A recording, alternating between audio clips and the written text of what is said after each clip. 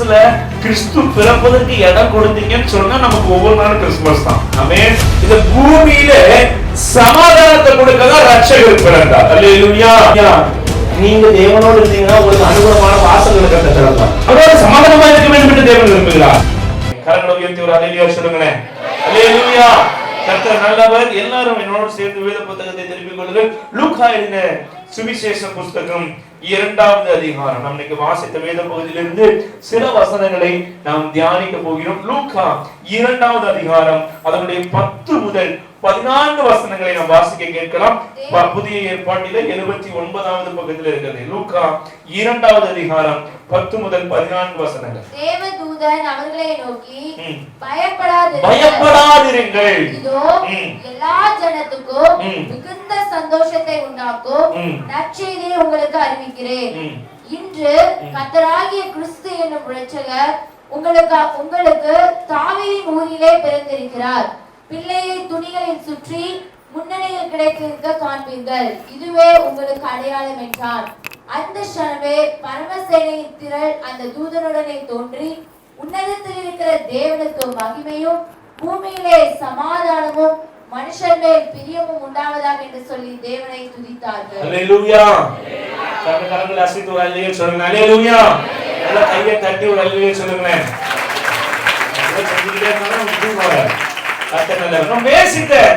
நம்ம இந்த நேரத்துல அருமையான வேத பகுதியிலே வாசித்த ஒரு சம்பவம் நம்ம எல்லாரும் முதலையும் வாசிச்சோம், இப்பவும் வாசிச்சு இருக்கிறோம். நம்ம எல்லாரும் கிறிஸ்துமஸ் நாட்களிலே இந்த வசனங்களை அதிகமாய் நாம தியானிப்பது உண்டு. லூக்கா சுவிசேஷ புஸ்தகம் 2வது அதிகாரத்துல இயேசுவினுடைய பிறப்பை குறித்து நாம பார்க்கிறோம். இதுல 10வது வசனத்துல இருந்து பார்க்கிறோம். தேவதூதன் அவர்களை நோக்கி முதல்ல என்ன சொல்றார் தெரியுமா? பயப்படாதிருங்கள். சொல்லுங்க. அல்லேலூயா. வேத புத்தகத்துல 365 முறை பயப்படாதே அப்படிங்கிற வார்த்தை வருது. அப்ப என்ன அர்த்தம்? 365 முறைக்கு மேல வருதுன்னா என்ன அர்த்தம்னா ஒவ்வொரு நாளும் ஆண்டவர் நம்மளை பார்த்து சொல்றாரு, நீ பயப்படாதே. அல்லேலூயா. முதல்ல தேவதூதன் சொன்ன ஒரு வார்த்தை, நீ பயப்படாதே. அடுத்து சொல்றாரு, எல்லா ஜனத்திற்கும் மிகுந்த சந்தோஷத்தை உண்டாக்கும். கிறிஸ்தவர்களுக்கு மாத்திரம் நற்செய்தி இல்ல.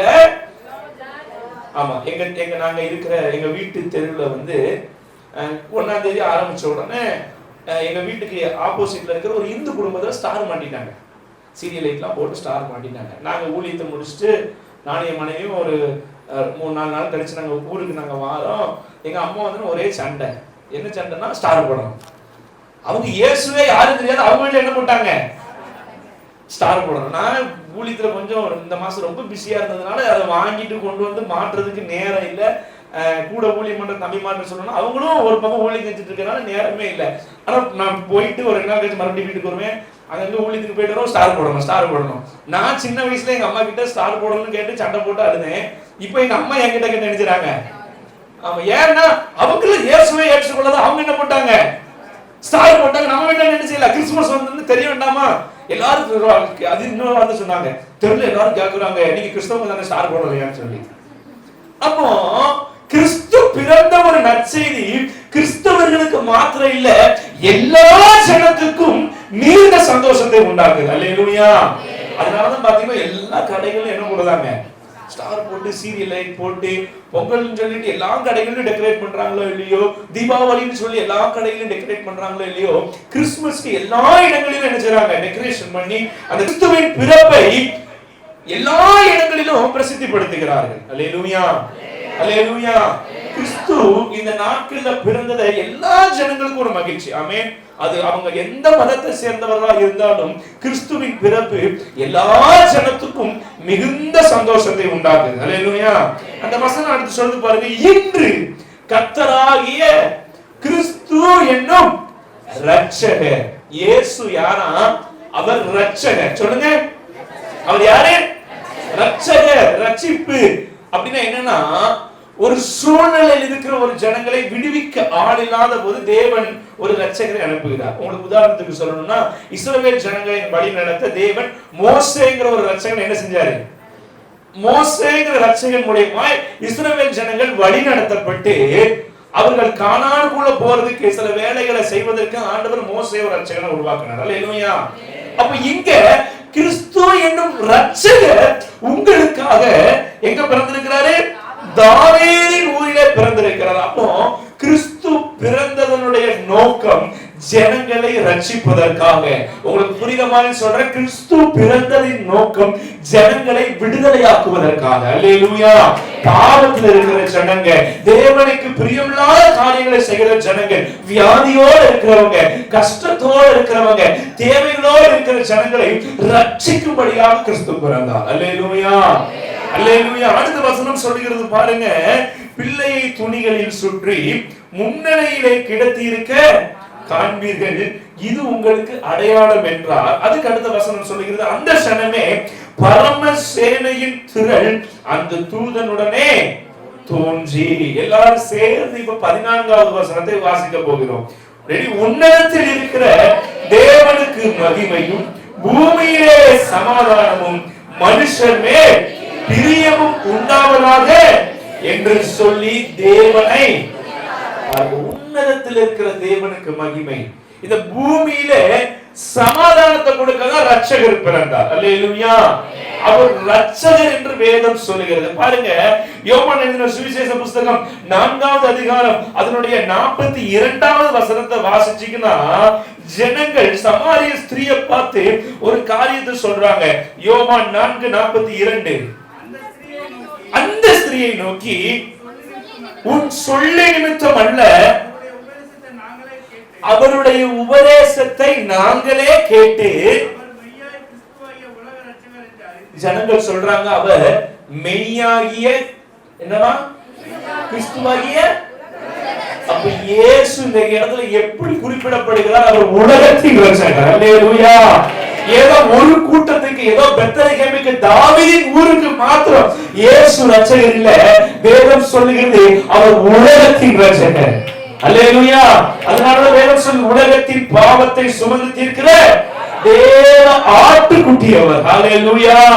அப்ப உலகத்தின் ரட்சகர், உலகத்திலே பாவத்தில் இருக்கிற ஜனங்களை விடுதலையாக்க வந்தவர், வியாதியில் இருக்கிற ஜனங்களுக்கு சுகத்தை கொடுக்க வந்தவர், ஆசீர்வதிக்க வந்தவர் தான் யாரு? இயேசு. ஆமென். அல்லேலூயா. நான் கூட சொன்னேன், நம்ம மூச்சு விடுறதோட கூட இயேசு இருக்கிறார். ஆமென். எப்படி மூச்சு விடுவோம்? உசுசுனா விடுவீங்க, அப்படிதான் விடுவீங்க. மூச்சுல கூட யார் இருக்கிறாரு? இயேசு இருக்கிறார். அல்லேலூயா.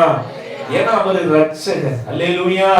ரட்சகர் என்கிற ஒரு வார்த்தை ஒரு சாதாரணமான பொருள் கொண்டதில்லை, ஜனங்களை விடுவிக்கிறவர். ஆமென். அல்லேலூயா. விடுவிக்கிறவர் இந்த உலகத்துல மனுஷனாய் பிறந்தார். அல்லேலூயா. உங்ககிட்ட ஒருத்தர் வந்து ஒரு கிஃப்ட் கொடுக்குறாங்க. இப்ப நானே உங்களுக்கு ஒரு கிஃப்ட் கொடுக்குறேன். உங்க எல்லாருக்கும் ஒரு நல்ல ஒரு கிஃப்ட் பேக் பண்ணி, நல்ல கலர் பேப்பர் அழகழகா ஒட்டி, அப்படி கண்ணை கவருகிற வண்ணத்துல ஒரு கிஃப்ட் கொண்டு வந்து உங்களுக்கு கொடுக்குறேன். நீங்க அந்த கிஃப்டை வாங்கி உங்க வீட்டுல வச்சுக்கிட்டு பேசாம இருப்பீங்களா? இங்க இருந்து வாங்கிட்டு வீட்டுக்கு போறதுக்குள்ள பிரிச்சு அதுல என்னதான் வச்சிருக்காங்கன்னு. ஆமா, நாங்க இந்த கிறிஸ்துமஸ் முன்ன காலங்கள்ல எல்லா கிராமங்களையும் போய் நம்ம சுவிசேஷ ஊழியர்களுக்கு ஒரு கிஃப்ட் கொடுத்தோம். ஒரு பாக்ஸ் கொடுத்து அது ஒரு வசனம் பிரிண்ட் பண்ணி அது ஒரு 2 சாக்லேட், ஒரு ட்ராக்ஸ் எல்லாம் போட்டு கொடுத்தோம். அதை கொடுத்து இந்த பிள்ளைங்க இங்க திருப்பதிக்குள்ள பாத்தீங்கன்னா எல்லா பேப்பரும் கிஃப்ட் பேப்பரும் கீழே தான் கிடைக்கும். அதுக்குள்ள என்ன இருக்குன்னு நோண்டி பார்க்கலன்னா நமக்கு தூக்கமே. இப்போ உங்களுக்கு நான் ஒரு கிஃப்ட் கொடுக்குறேன், அந்த கிஃப்ட்டுக்குள்ள ஒரு ஆப்பிள் ஐபோன் இருக்குது. நீங்க என்ன பண்ணுவீங்க? ஓ, ஆப்பிள் ஐபோன் அப்படின்னு பாக்கெட்ல போட்டு நிறுவீங்களா?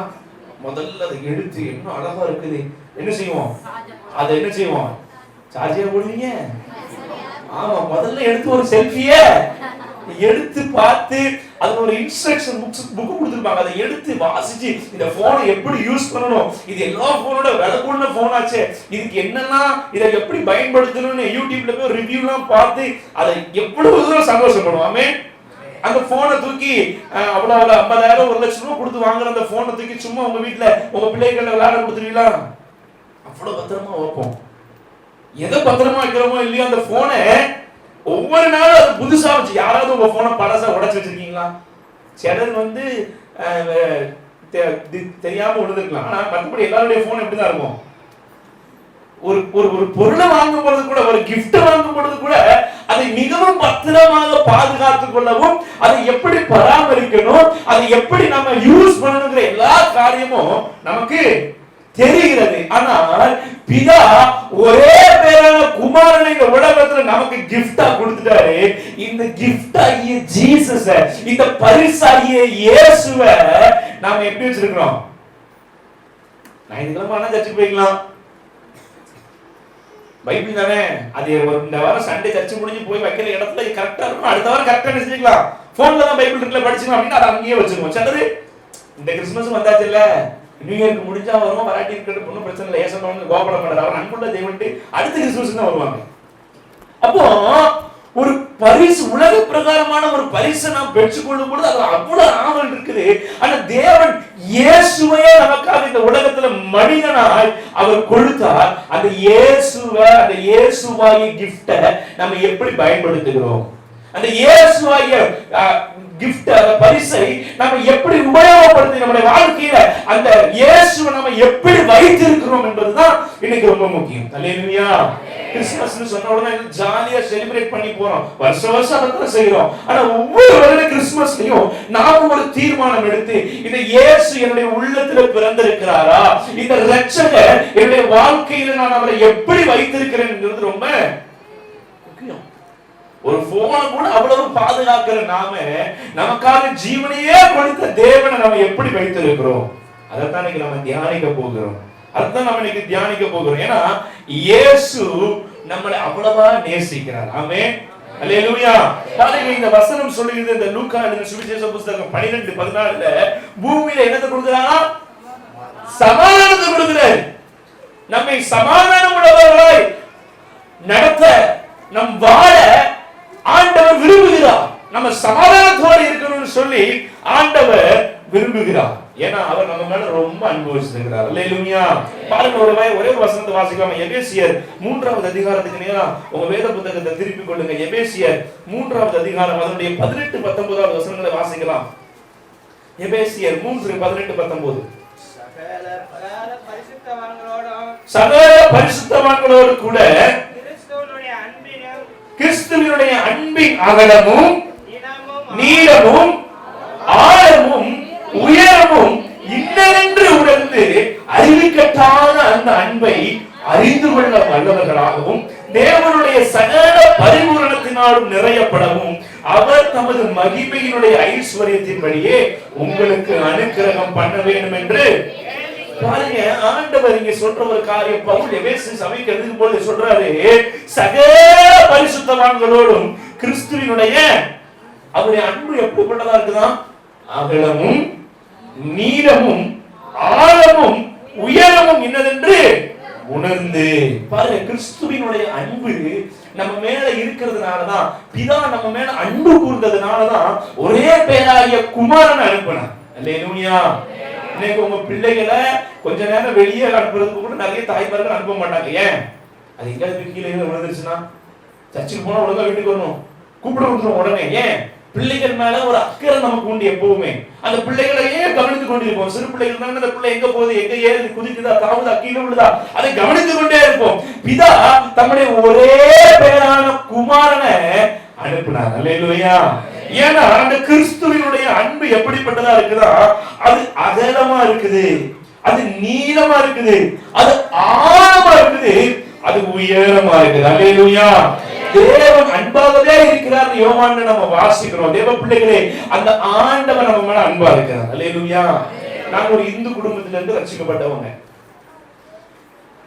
நான் 3ஆம் வகுப்பு படிக்கும் போது நான் மாடியில இருந்து கீழே விழுந்து மரிக்கிற தருவாயில இருக்கும் பொழுது, நாங்க வணங்கின எங்க குல தெய்வம், அந்த தெய்வத்தை நாங்க வணங்கும் போது எங்க பாட்டி நல்லா சாமிலாம் ஆடுவாங்க. அப்போ நான் அப்படிப்பட்ட ஒரு சூழ்நிலையில இருக்கும்போது என்னுடைய தாயார் என் பாட்டி கிட்ட சொல்லி, பையனுக்கு சாமி ஆடி திருநாள்லாம் பூசுங்க, பையன் உயிர் பட சொல்லுவாங்க. ஆனா அந்த சாமி எங்க அம்மாவை பார்த்து சொன்னது, ஒண்ணு உன் பிள்ளை உயிரை எடுத்துருவேன், இல்லைன்னா உன் புருஷன் உயிரை எடுத்துருவேன். இந்த தெய்வம் அன்பான தெய்வமா? சொன்னது என்னது? ஒன்னே உன் பிள்ளை உயிர் எனக்கு வேணும், உன் பிள்ளை கிழக்கு சரியில்லை, இல்ல உன் பிள்ளை உனக்கு உயிர் உனக்கு வேணும்னு சொன்னா உன் புருஷன் உயிரை நான் என்ன செஞ்சிருவேன். ஏன்னா நான் பிறந்து ஹாஸ்பிட்டல்ல குழந்தையா இருக்கிறேன்.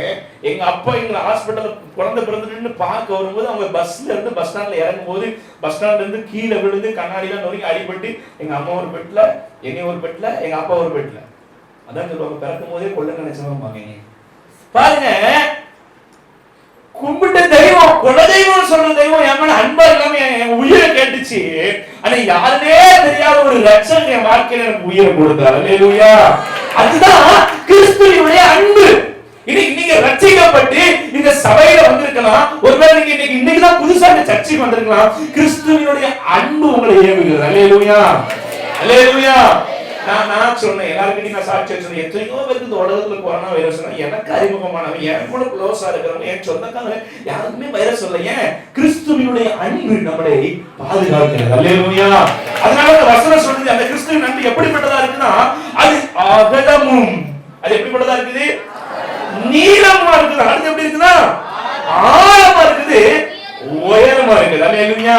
அதனாலதான் பாருங்க, சீமோனை ஆண்டவர் கூப்பிடும்போது மத்தேயு 16:17 பாக்குறோம். எப்படி கூப்பிட்டா தெரியுமா? யோனாவின் குமாரனாகிய சீமோனை கூப்பிட்டான். சாக்கு என்னடா என்னதான் அவருக்கு தெரியும் பார்த்தா எங்க அப்பாவும் தெரியுது. ஆண்டவர் சொல்லியிருப்பாரு, உன் தாத்தா பேர கூட நான் சொல்லியிருப்பேன். அல்லேலூயா. ஏன்னா கிறிஸ்துவின் அன்பு அப்படிப்பட்டது. ஆமென். நீங்க நினைக்கலாம் நீங்க ஆண்டவரை தேடி, நம்ம கூட பாட்டு பண்ணோம், நான் தேடி போகவில்லை. என்ன நீங்க நினைக்கிறீங்க நீங்க காலைல 5 மணிக்கு கிளம்பி குளிச்சு வந்தீங்க. இல்ல, உங்களை ஒரு அன்பு இழுத்துட்டு வந்திருக்குது. அல்லேலூயா. உங்களை ஒரு ரட்சகர் ஒரு அன்பு இழுத்த தேவன் உங்க மேல அன்பா இருக்கிறதுனால நீங்க இந்த இடத்துல வந்து உட்கார்ந்திருக்கீங்க. தேவன் எப்படி தெரியுமா அன்பா இருக்கிறத காண்பிப்பாரு?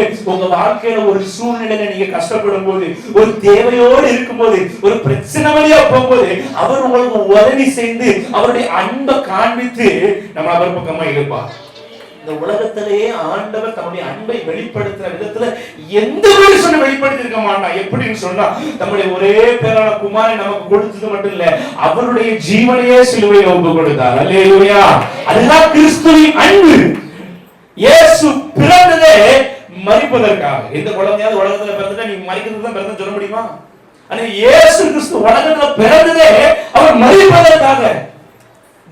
நம்முடைய ஜனங்களுடைய பாவங்களை நீக்கி அவர்களை தம்முடைய சொந்த ஜனமாய் மாற்றுவதற்காக சிலுவையிலே கடைசி சொட்டு ரத்தம் வரைக்கும் இயேசு கொடுத்தார். இதுதான் கிறிஸ்துவின் அன்பு. அல்லேலூயா. அந்த கிறிஸ்துவின் அன்பு உங்களுக்குள்ள இருக்குதா? உங்களுக்குள்ள கிறிஸ்துவின் அன்பு இருந்துச்சுன்னா நீங்க மத்தவங்க கிட்ட அன்பா நடந்துப்பீங்க. உங்களுக்குள்ள கிறிஸ்துவின் அன்பு இருக்குமானால் அந்த அன்பு உங்களை பார்க்கிறவங்களையும் மாத்திரும். அல்லேலூயா. உங்களை பார்க்கிறவங்க சொல்லணும், நீ சண்டைக்காரி, என்கிட்ட பேசவே கூடாது அப்படின்னு சொல்லக்கூடாது. ஏன்னா உங்களுக்குள்ள கிறிஸ்துவின் அன்பு, நீங்க கிறிஸ்துவின் மேல அன்பா இருந்தீங்கன்னா ஆட்டோமேட்டிக்கா ஜனங்ககிட்டே அன்பா இருக்க ஆரம்பிச்சிருவீங்க. அல்லேலூயா.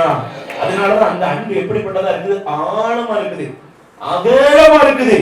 அது மட்டும் இல்ல, எப்படி இருக்குன்னா நீளமா உயரமா இருக்குது. அல்லேலூயா. அந்த அன்பு நிமித்தம் தான் நம்ம ரட்சிக்கப்பட்டிருக்கிறோம். அல்லேலூயா. கிரியினால நம்ம ரட்சிக்கப்படல, அவர் நம்ம மேல வச்ச கிருபையினால விசுவாசத்தினால நம்ம ரட்சிக்கப்படணும். அல்லேலூயா, அல்லேலூயா. பாருங்க, இன்னைக்கு நான் உங்ககிட்ட ஒரு 3 காரியங்களை மட்டும் வேகமா நான் சொல்லி நான் சீக்கிரமா நான் முடிக்க போகிறேன். உன்னதத்துல இருக்கிற தேவனுக்கு மகிமை, பூமியில என்னவா? சமாதானம். இன்னைக்கு என்னுடைய செய்தியினுடைய தலைப்பு சமாதானம். சொல்லுங்க, சமாதானம். ஏன்னா அவருக்கு இயேசுவுக்கு நிறைய பெயர்கள் வேதத்துல இருக்குது. நம்ம பார்த்தோம் அப்படிதான், அவர் அதிசயமானவர். ஏசாயா 9:6 பார்ப்போம். ஆலோசனை கர்த்தர், வல்லமையுள்ள தேவன், நித்திய பிதா, சமாதான பிரபு எனப்படும். இன்னைக்கு சமாதானம் அப்படிங்கிற ஒரு காரியத்தை மாத்திரம் உங்களோடு கூட நான் பகிர்ந்து கொள்ள ஆசைப்படுகிறேன். பாருங்க, 3 விதமான சமாதானங்கள் நம்ம கிட்ட இருக்க வேண்டும். முதல்ல தேவனோடு சமாதானம், அடுத்து உங்களுக்குள்ளே சமாதானம், மூன்றாவது மற்றவர்களோடு சமாதானம். முதல்ல தேவனோடு சமாதானம், இரண்டாவது காரியம் உங்களுக்கு உள்ளே ஒரு சமாதானம், மூன்றாவது மற்றவர்களோடு ஒரு சமாதானம். முதல்ல பாருங்க, ஒண்ணு நம்ம பார்க்க போறோம், தேவனோடு நம்ம சமாதானமா இருக்கணும். அல்லேலூயா. இது என்ன வித்தியாசமா இருக்குன்னு பாக்கீங்களா? தேவனோடு நாம சமாதானமா இருந்தாதான் நம்ம தேவனுக்கு உரியவர்களாய் நாம இருக்க முடியும். அல்லேலூயா. இன்னைக்கு நிறைய பேருக்கு தேவனோடு சமாதானம் இல்லை. தேவனோடு சமாதானம் இல்லாததுனால பாவம் செய்யணும். தேவனோடு சமாதானம் இல்லாததுனால நம்மளால சபைக்கு வர முடியல. தேவனோடு சமாதானம் இல்லாததுனால குடும்பத்துல சண்டைகள். தேவனோடு சமாதானம் இல்லாததுனால நம்ம ஆசீர்வதிக்கப்படல. தேவனோடு சமாதானம் இல்லாததுனால நம்ம ஒரு சுகத்தையோ ஒரு ஆசீர்வாதத்தையோ ஒரு நன்மையையோ நம்ம பெற்றுக்கொள்ள முடியவில்லை. அல்லேலூயா. இன்னைக்கு தேவனோடு நாம சமாதானமா இருக்க நம்ம விரும்புகளால் மாற வேண்டும். 2 கொரிந்தியரின் புத்தகம் 5வது அதிகாரம் அதனுடைய 19வது வசனத்தை வாசிக்கலாம். 2 கொரிந்தியர் 5:19. அது என்னவெனில் தேவன் உலகத்தில் அவருடைய பாவங்களை எண்ணாமல் கிறிஸ்துவுக்குள் அவர்களை தமக்கு ஒப்புரவாக்கி பாருங்க, அவர் என்ன பண்ணாரா? நம்முடைய பாவங்களை என்ன செய்யலையா? எண்ணாமல். நிறைய நேரம் நம்ம ஏன் தேவனோடு சமாதானமா இல்லைன்னு சொன்னா, நான் ஒரு பாவி, நானும் ஆண்டவருக்கு பிடிக்காதவன் அப்படி நம்ம நிறைய நேரம்ல நாமளே தாழ்வு மனப்பான்மைக்குள்ள கொண்டு போறோம். நானாச்சும் உருப்படாம, நானா எங்க சர்ச்சைக்கு வந்து நானா எப்படி ஊழியம் செய்ய முடியும், நானா எப்படி பாட்டு பாட முடியும், நானா எப்படி ஆண்டு காட்டிக்க முடியும், என்னால முடியாது, நான் மனம் போல போறேன், உலகம் போல போக்குல போறேன். இல்லைங்க, அதுக்காக கிறிஸ்து இந்த உலகத்திலே மனுஷனாய் பிறக்கவில்லை. கிறிஸ்து பிறந்ததனுடைய நோக்கம் நீங்க தேவனோடு சமாதானமாய். அப்படின்னா என்ன அர்த்தம்னா, நீங்க தேவனோடு உறவு கொள்ளணும்னு அவர் விரும்புறார். அல்லேலூயா, அல்லேலூயா. நம்ம போன வாரம் கொடுத்த செய்தியை ஞாபகப்படுத்துறாங்க பாருங்க. தேவனோடு எப்படி சமாதானம் கொள்வது? முதல்ல தேவனுக்கு உங்களுக்கு இருக்கிற உறவு சரியா இருக்கிறான்னு பார்க்கணும். ஆமென், அல்லேலூயா. ஆமா, தேவனுக்கு உங்களுக்குள்ள உறவு சரியா இருந்துச்சுன்னா மத்த உங்களுக்குள்ள சமாதானம் வந்துடும், மத்தவங்க கூட சமாதானம் வந்துடும். முதல் காரியமே நீங்க தேவனோடு சமாதானமா இருக்கணும், தேவனோடு அன்பா இருக்கணும், தேவனுடைய உறவுல நீங்க பிணைக்கப்பட்டு இருக்கணும்னு ஆண்டவர் விரும்புகிறார். அல்லேலூயா. செடியானது கொடியில நிலைத்திருக்காவிட்டால் அது கனி கொடுக்கவே மாட்டாது. நீங்க இயேசுக்குள்ள நிலைச்சிருக்கலன்னா நீங்க கனி கொடுக்கவும் மாட்டீங்க, மத்தவங்களுக்கு ஆசீர்வாதம் இல்ல, நமக்கு நாமே ஆசீர்வாதமும் இருக்க முடியாது. ஆமென். அப்ப தேவனோடு உங்களுக்கு ஒரு ஐக்கியம் வேணும்னு இந்த காலை நேரத்துல பரிசுத்த ஆவியானவர் உங்களை பார்த்து சொல்லுகிறார். அல்லேலூயா. தேவனோடு நம்ம சமாதானமா இருக்கிறோம். கொஞ்சம் சிந்திச்சு பாருங்க, நம்ம ஜெப வாழ்க்கை எப்படி இருக்குது, நம்முடைய வேத தியானம் எப்படி இருக்குது, வார்த்தைக்கு கீழ்ப்படிந்து வாழ்கிற வாழ்க்கை எப்படி இருக்குது, சபையோடு நம்முடைய ஐக்கியம் எப்படிப்பட்டதா இருக்குது, ஊழியரோடு நம்முடைய ஐக்கியம் எப்படிப்பட்டதா இருக்கிறது, நம்ம வேலை பார்க்கிற இடத்துல நம்முடைய வாழ்க்கை நம்முடைய சாட்சி எப்படிப்பட்டதா இருக்கிறது, நம்ம நண்பர்களோடு நம்ம குடும்பத்தோடு நம்ம எப்படிப்பட்டவர்களாய் வாழ்கிறோம் யோசிச்சு பாருங்க. தேவனோடு சமாதானமா இருக்கணும்னா முதல்ல வேதத்தை வாசிக்கணும், ஜெபிக்கிறவங்களா இருக்கணும். அல்லேலூயா, அல்லேலூயா, அல்லேலூயா. இன்னும் குழந்தைய போலவே ஏதோ படிச்சதையே படிச்சுக்கிட்டு சங்கீதத்தை தவிர எனக்கு எதுவுமே தெரியாதுங்கிற மாதிரியும், 5 நிமிஷத்துக்கு மேல எனக்கு ஜெபிக்க தெரியாதுங்கிற மாதிரியும், நான் சண்டே மட்டும் தான் சர்ச்சுக்கு வருவேன், ஃபாஸ்டிங் பிரேயருக்கு வந்துட மாட்டேன், ஊழியத்துக்கு வந்துட மாட்டேன், அப்படிப்பட்டவர்களாய் வாழ்ந்தா நம்ம தேவனோடு சமாதானமா இருக்க முடியாது. ஒரு கணவனும் மனைவியுமா இருப்பார்கள் என்று சொன்னால் அவங்க எல்லாத்துலயும் சமாதானமா இருந்தாதான் அவங்க எல்லா காரியத்தையும் செய்யவே. சமாதானம் இல்லைன்னா குடும்பத்துல ஏதாவது செய்ய முடியுமா? ஒன்னு இங்க இழுத்துட்டு இருக்கும், ஒன்னு இங்க எடுத்துட்டு இருக்கும். பெற்றோருக்கு பிள்ளைகளுக்கு சமாதானம் இல்லைன்னா எப்படி இருக்கும்? ஒன்னு அங்க எடுத்துட்டு இருக்கும். அப்போ தேவன் கூட ஒரு சமாதானம், எப்படி ஒரு குடும்பத்துல ஒரு சமாதானம் இருக்குதோ, கணவன் மனைவிக்குள்ள பெற்றோர் பிள்ளைகளுக்குள்ள ஒரு ஐக்கியம் இருக்குதோ, அதை விட மேலாய் முதல்ல நம்ம தேவனோடு சமாதானமா இருக்கணும். அல்லேலூயா, அல்லேலூயா. ரோமர் 5வது அதிகாரம் 1வது வசனத்தை வாசிக்கலாம். ரோமர் 5:1. ரோமர் 5:1. இவ்விதமாக நாம் விசுவாசத்தினாலே நீதிமான்கள் ஆக்கப்பட்டிருக்கிறபடியால் நம்முடைய கர்த்தராகிய இயேசு கிறிஸ்து மூலமாய் பெற்றிருக்கிறோம். தேவனிடத்தில் என்ன பெற்றிருக்கிறோம்? எப்படி பெற்றிருக்கிறோம்? நம்ம விசுவாசத்தினால நீதிமான்கள் ஆக்கப்பட்டிருக்கிறபடியால் நம்முடைய கர்த்தராகிய இயேசு கிறிஸ்துவின் மூலமாய். அப்ப தேவனிடத்துல நம்ம எப்படி சமாதானம் பெற்றிருக்கிறோம்? நம்முடைய விசுவாசத்தினால நம்ம நீதிமான்கள் ஆக்கப்பட்டிருக்கிறபடியால். நம்முடைய வாழ்க்கையில நாம் ஒரு நீதிமானா இருக்கிறோமா? நாம யோசித்து பார்க்க வேண்டும். இந்த கிறிஸ்துமஸ் என்பது ஏதோ பண்டிகை கொண்டாடிவிட்டு போவதற்கு மாத்திரமல்ல, நம் தேவனுடைய சமூகத்துல ஒரு நீதிமானா இருக்கிறோமா? அதனால ஆண்டவர்கிட்ட கேட்கும்போது, ஆண்டவரே 10 பேர் இருந்தா அடிச்சுவீங்களா, ஆண்டவரே 5 பேர் அடிச்சுவீங்களா? தேவ மனுஷன் கேட்கும்போது ஆண்டவர் சொன்னார், ஒருத்தர் இருந்தா கூட அடிக்க மாட்டேன்னு சொன்னார். அல்லேலூயா. நீங்க ஒருத்தர் நீதிமானா இருந்தீங்கன்னா உங்க குடும்பம், உங்க சந்ததி, உங்க சபை, உங்க கிராமம், உங்க ஊர், உங்க தெரு, நீ வேலை பார்க்கிற இடமே ஆசீர்வதிக்கப்படும். ஆமென். நீங்க நீதிமானாய் வாழ ஆசைப்படாம இருந்தீங்கன்னு சொன்னா உங்க வாழ்க்கையில சமாதானம். ஏன்னா அவர் இயேசு கிறிஸ்துவின் மூலமாய் தேவனிடத்துல என்ன பெற்றிருக்கிறோம்? தேவனோட உறவை பெற்றுட்டோம். சமாதானம்னா உறவுன்னு அர்த்தம், அவரோட ஐக்கியம்னு அர்த்தம். அதை பெற்று இருக்கிறோம். ஆனா நம்ம நீதிமானா இருக்கிறோமா? நம்ம யோசித்து பார்க்கணும். இன்னைக்கு தேவன் கூட நம்ம எப்படிப்பட்ட ஐக்கியத்தோட இருக்கிறோம் யோசிங்க. உங்களுக்கு ஆண்டவருக்கு ஒரு கனெக்ஷன் இருக்குதா? உங்க பிள்ளைகளுக்கு ஆண்டவரோட ஒரு கனெக்ஷன் இருக்குதா? உங்க கணவனுக்கு ஆண்டவரோட ஒரு கனெக்ஷன் இருக்குதா? உங்க மனைவிக்கு ஆண்டவரோட ஒரு கனெக்ஷன் இருக்குதா? ரொம்ப முக்கியம். நீங்க தேவனோடு சமாதானமா இல்லாம தேவன் உங்களை ஆசீர்வதிக்க மாட்டார். நீங்க ஆண்டவரை தேடாம, வேதம் சொல்லுது கர்த்தரை தேடுங்கள் அப்பொழுது பிழைப்பீர்கள். நீங்க கர்த்தரை தேடாம கிறிஸ்தவன் என்று பெயர் வைத்தாலோ, சபைக்கு ஆவிக்குரிய சபைக்கு போகிறேன் என்று சொன்னாலோ கர்த்தர் உங்க மேல பிரியமா இருக்க மாட்டார். நீங்க தேவனோடு சமாதானமா இருக்க வேண்டும் என்று, என்ன அத சொல்றாரு, சமாதானத்தை உங்களுக்கு வைத்து போகிறேன், என்னுடைய சமாதானத்தை உங்களுக்காக கொடுக்கிறேன்னு சொல்றாரு. சமாதான காரணாகிய இயேசுவின் இடத்துல நீங்க ஐக்கியப்பட்டா மட்டும்தான் உங்க வாழ்க்கை ஆசீர்வதிக்கப்படும். கிறிஸ்தவன் சொல்றதுனால ஆசீர்வதிக்கப்படாது. எங்க அம்மா அப்பா ஊழியம் செய்யறாங்கிறதுனால ஆசீர்வதிக்கப்பட முடியாது. நான் எங்க அம்மா வீட்டுல பிறக்கும்போது ஒரு கிறிஸ்தவ பெயரோடு ஆசீர்வதிக்கப்பட முடியாது. நான் God of Jesus சர்ச்சுக்கு வரேன். நோ, நீங்க தேவனோட ஐக்கியம் இல்லாம உங்களால ஆசீர்வாதமா இருக்க முடியாது. இன்னைக்கு உங்க ஆசீர்வாதத்துக்கு தடையை நீங்க தான். நிறைய வாழ்க்கையில நீங்க முன்னேறாம இருக்கிறதுக்கு காரணமே நாம தான். ஏன்னா தேவன் கூட ஐக்கியம் இல்லைங்க. இங்க வீட்டுல 5 பிள்ளை இருந்தாலும் 2 பிள்ளை இருந்தாலும் எந்த பிள்ளை அப்பா கிட்ட ரொம்ப ஒட்டிக்கிட்டு இருக்கிறதோ அந்த பிள்ளைக்கு அப்பா என்ன செய்வார்? 2 பிள்ளையும் நேசிப்பார் சமமா. ஆனா எது ஒட்டிக்கிட்டு அப்பாவுக்கு வேலை பார்த்துட்டு அப்பா போகும்போது அயன் பண்ணி கொடுக்கறது, அப்பாவுக்கு கடைக்கு போய் கொடுக்கறது, இதெல்லாம் எந்த பிள்ளை செய்தோ? நீங்க சிரிக்கிறது நிறைய பேர் அப்படிதான் ஓராங்க பார்த்துட்டு இருக்கீங்க. எந்த பிள்ளை ஐக்கியமா இருக்குது அந்த பிள்ளைக்கு அப்பா என்ன செய்வாரு? செய்வாரா செய்ய மாட்டாரா? அப்ப நீங்க அப்பா கிட்ட பேசாமலே இருந்தீங்கன்னா, வருஷத்துக்கு ஒரு சர்ச்சைக்கு வந்துட்டு போனீங்கன்னா, பாருங்க சர்ச்சைக்கு லேட்டா வந்தீங்கன்னா அப்பா உங்களை பிரியமா இருப்பாரா? உங்க பிள்ளைங்க உங்ககிட்ட அன்பா இருந்து கீழ்ப்படிஞ்சாங்கன்னா அவங்க கேட்கறதுக்கு முன்னாடி நீங்க எல்லாத்தையும் வாங்கி வாங்கி கொடுப்பீங்களா, வாங்கி கொடுக்க மாட்டீங்களா? கேட்கறதுக்கு முன்னாடி அப்பா என்ன செய்வாரு? நீங்க ஒழுங்கா படிச்சு மார்க் எடுத்தா உனக்கு இதை வாங்கி கொடுப்பேன்னு அப்பா சொன்னாலும் பொண்ணு படிச்சு மார்க் எடுத்தா உடனே என்ன செய்யும்?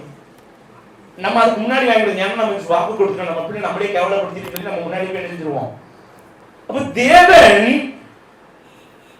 உலகத்தில் இருக்கிற பொல்லாதவர்களே நாம் நம்முடைய பிள்ளைகளுக்கு நல்ல ஈவுகளை கொடுக்க அறிந்திருக்கும் போது பரலோகத்தில் இருக்கிற பரமபிதா தமிழத்துக்கு வேண்டிக் கொள்கிறவர்களுக்கு நம்ம உலகத்து பெற்றோரை பார்த்து ஆண்டவர் சொல்றாரு, பொல்லாதவர்களாகிய பொல்லாதவங்க நம்மளே நல்லதை கொடுப்போம்னா பரமபிதா அவர்கிட்ட வேண்டுகிறவங்களுக்கு எப்படிப்பட்டது கொடுக்கிறாரு?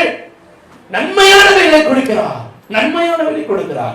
எப்ப கொடுப்பாரு? வேண்டிக் கொள்கிறவர்களிடத்துல, அவரோடு இணைந்து இருக்கிறவர்களோடு, அவரோடு கனெக்ஷன் இருக்கிறவங்களுக்கு தான் அவர் கொடுப்பார். ஆமென். இப்ப முதல்ல இந்த கிறிஸ்துமஸ்க்கு ஒரு புது வருஷத்துக்குள்ள போக போறோம். 2021 போக. இந்த 2020 எவ்வளவோ பிரச்சனை, எவ்வளவோ பாடு, எத்தனையோ சூழ்நிலை, எத்தனையோ நாட்கள் வீட்டுல முடங்கிட்டு இருந்தோம். ஆனா ஆண்டவர் சொல்றாரு 2021 நான் உன்னை ஆசீர்வதிக்கணும்னா, நான் உன்னை உயர்த்தி நீ ஏன் கூட ஐக்கியமாக. அல்லேலூயா, அல்லேலூயா. ஒரு சின்ன காரியத்துல கூட நம்ம அர்ப்பணிக்கலன்னா வாழ்க்கையில ஆசீர்வாதம் பெற முடியுமா?